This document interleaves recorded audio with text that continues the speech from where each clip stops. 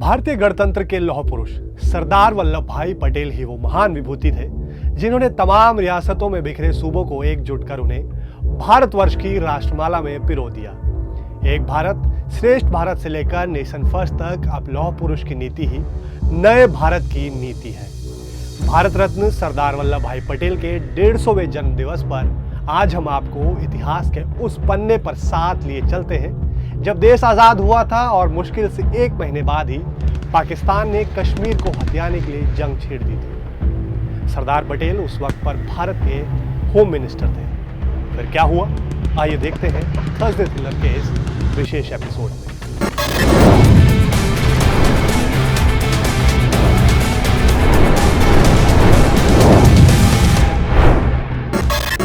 लौह पुरुष जिसने आजादी के बाद रियासतों में बिखरे देश को एकजुट कर भारतवर्ष के सांचे में ढाल दिया। लौह पुरुष जिसने महज 5 दिन में निजाम की सेना के छक्के छुड़ाकर हैदराबाद को भारत से जोड़ दिया। लौह पुरुष जिसने पाकिस्तान के आतंकी मंसूबों को सबसे पहले पहचान कर धूल में मिला दिया। 1947 में आजादी तो हमें मिली, लेकिन साथ ही पाकिस्तान ने कश्मीर को हड़पने के लिए अपनी सेना के साथ हमलावर दस्तों की घुसपैठ करवाकर एक खौफनाक जंग भी छेड़ दी। हर कीमत पर कश्मीर को भारत से छीनना चाहता था पाकिस्तान। ऐसे में सरदार पटेल ने कश्मीर के राजा हरि सिंह से विलय पत्र पर हस्ताक्षर करवाकर कश्मीर को भारत में शामिल कर लिया। कश्मीर अब भारत का अंग बन चुका था, लेकिन पाकिस्तानी हमलावरों को रोकने के लिए भारतीय सेनाओं को कश्मीर भेजने को लेकर उस वक्त के प्रधानमंत्री जवाहरलाल नेहरू फैसला नहीं ले पा रहे थे। मैं भारत के महान सैन्य अधिकारी रहे सैम मानेकशॉ का एक पुराना इंटरव्यू पढ़ रहा था। उस इंटरव्यू में फील्ड मार्शल मानेकशॉ उस समय को याद कर रहे थे जब वह कर्नल थे। इसी दौरान अक्टूबर 1947 में कश्मीर में सैन्य अभियान शुरू हुआ। फील्ड मार्शल मानेकशॉ ने बताया कि किस प्रकार से एक बैठक के दौरान कश्मीर में सेना भेजने में हो रहे विलंब को लेकर सरदार वल्लभ भाई पटेल नाराज हुए। सरदार पटेल ने बैठक के दौरान अपने खास अंदाज में उनकी तरफ देखा और कहा कि कश्मीर में सैन्य अभियान में जरा भी देरी नहीं होनी चाहिए और जल्द से जल्द इसका समाधान निकाला जाए। इसी के बाद सेना के जवानों ने कश्मीर के लिए उड़ान भरी और हमने देखा कि किस तरह से सेना को सफलता मिली। सरदार पटेल के अड़ जाने पर भारतीय सेनाएं कश्मीर पहुंची और देखते ही देखते उन्होंने पाकिस्तानी हमलावरों के छक्के छुड़ा दिए। लेकिन जब भारतीय सेना पाकिस्तानी हमलावरों को पीछे धकेलते हुए धूल चटा रही थी, तभी अचानक प्रधानमंत्री नेहरू ने युद्ध विराम का ऐलान कर दिया। सरदार पटेल इससे जुब्ध हो उठे, क्योंकि सरदार पटेल अब पूरे कश्मीर को पाकिस्तानी कब्जे से मुक्त कराना चाहते थे। क्योंकि सरदार पटेल कश्मीर को एक समस्या बनने से पहले ही रोकना चाहते थे। क्योंकि सरदार पटेल ने पाकिस्तान के आतंकी मंसूबे समय रहते भांप लिए थे, लेकिन बीच में ही युद्ध विराम हो जाने के कारण भारतीय सेना को पीछे हटना पड़ा और पाकिस्तानी कश्मीर के एक हिस्से पर कब्जा जमाकर बैठ गए और एक लाइन खींचकर कश्मीर को बांट दिया गया, जिसे कहते हैं LOC। मां भारती का एक हिस्सा आतंकवादियों के बलबूते पर, मुजाहिदों के नाम पर पाकिस्तान ने हड़प ले लिया।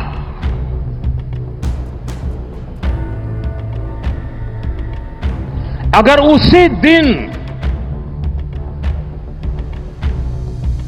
इन मुजाहिदों को मौत के घाट उतार दिया गया होता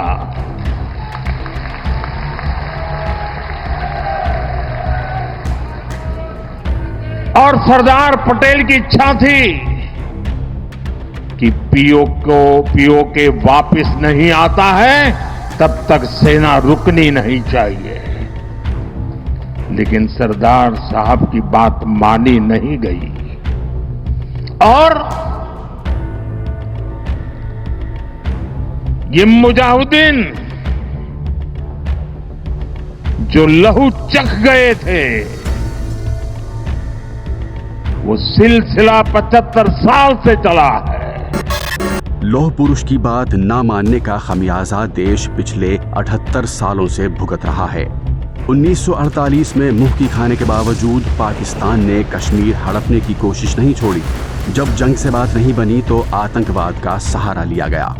मुंबई हमला, उड़ी अटैक और पुलवामा हमला, एक के बाद एक आतंकवादी हमले होते रहे और निर्दोष भारतीयों का खून बहता रहा। लौह पुरुष की जो बात 1947 में नहीं मानी गई है, उस बात को 2014 के बाद प्रधानमंत्री नरेंद्र मोदी ने स्वीकार करते हुए उसे भारत की नीति बना दिया। 2014 के बाद भारत ने तय किया कि अब बहुत हुआ, भारत अब और नहीं सहेगा। आतंकवादियों और उन्हें पालने पोसने वालों को, उन्हें पनाह देने वालों को घर में घुसकर उन्हीं की भाषा में मुंह तोड़ जवाब दिया जाएगा। प्रधानमंत्री नरेंद्र मोदी के नेतृत्व में भारत ने इसकी शुरुआत की 2016 में सर्जिकल स्ट्राइक से। इसके बाद 2019 में बालाकोट एयर स्ट्राइक ने सीमा पार आतंकवादी ठिकानों की धज्जियां उड़ा दी। ये सब मुमकिन हुआ क्योंकि देश का नेतृत्व अब लौह पुरुष को प्रेरणा स्रोत मानने वाले प्रधानमंत्री नरेंद्र मोदी के हाथों में था। क्योंकि अब पीएम मोदी वही करने की ठान चुके थे जो सरदार पटेल 1947 में कश्मीर की लड़ाई के दौरान करना चाहते थे। क्योंकि कल के लौह पुरुष के समाधान को आज के लौह पुरुष ने अपना लिया था। ऐसे में एक बार फिर पाकिस्तान के पाले आतंकियों ने सीमा पार से कश्मीर में घुसपैठ कर पहलगाम की धरती को निर्दोष टूरिस्टों के खून से लाल करने का पाप कर डाला। पहलगाम का हमला भारत की आत्मा पर गहरी चोट था। ऐसे में लौह पुरुष की नीति पर चलते हुए पीएम मोदी ने पहलगाम के हथियारों को संरक्षण देने वाले पाकिस्तान को खुलकर ललकारा। ये हमला मैं बहुत स्पष्ट शब्दों में कहना चाहता हूं, जिन्होंने ये हमला किया है उन आतंकियों को और इस हमले की साजिश रचने वालों को उनकी कल्पना से भी बड़ी सजा मिलेगी। पीएम मोदी ने इस बार पाकिस्तान के आतंक के खिलाफ एक निर्णायक प्रहार करने की ठान ली।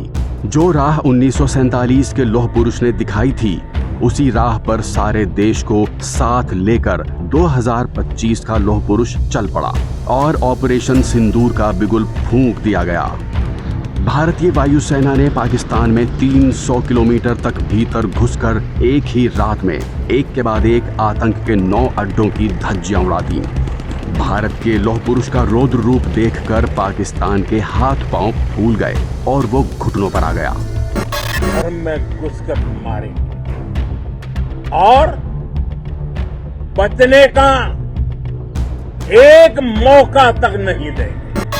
कश्मीर का पहला युद्ध हो या फिर हैदराबाद मुक्ति का सैन्य अभियान, सरदार पटेल हमेशा मानते थे कि हर आतंक का जवाब घर में घुसकर मारने से देना ही उचित है।